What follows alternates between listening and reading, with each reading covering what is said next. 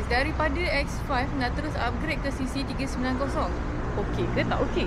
Jom ikut aku nak review KTM Duke 390. Melantun-lantun.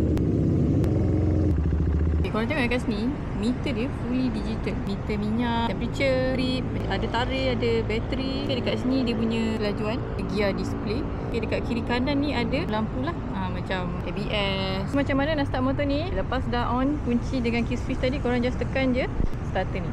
So aku belanja sikit bunyi, tapi kalau nak lebih korang kena tengok video ni sampai habis. So engine dah on. Okay, untuk keadaan asal side mirror motor ni bukan macam ni lah. Ini owner tu dah tukar kiri kanan, tetap ada side mirror.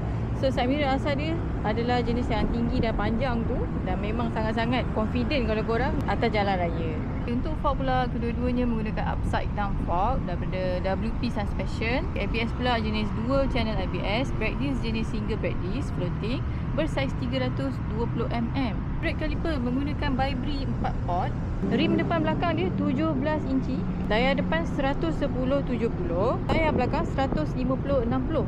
Tayar belakang lagi lebar lah. Okey, kita tengok sistem dekat bahagian belakang pula. Okay, dekat belakang ni dia menggunakan single brake disc bersaiz 230mm. Brake caliper Vibri 1 port. Rekaan lampu belakang, korang boleh tengok dia punya ketajaman tu. Yang ini dia punya signal lah, dia dah modified lah. Korang tengok sini owner dah modified ni. Okay, mono dia pula adalah WP Apex Monoshock Adjustable Preload. Maksudnya boleh laras mengikut berat penunggang dan keperluan tunggangan. Okay, cerita pasal seat pula. Okay, untuk ikutkan standard ni dah cukup baik lah. Seat dia sampai lebar depan ni, jadi peha korang selesa lah dekat depan ni. Jadi geng, kalau korang tanya aku lah kan, honestly kalau korang biasa bawa Kak Chai, tiba-tiba nak upgrade 390, sangat-sangat lah tak ada masalah.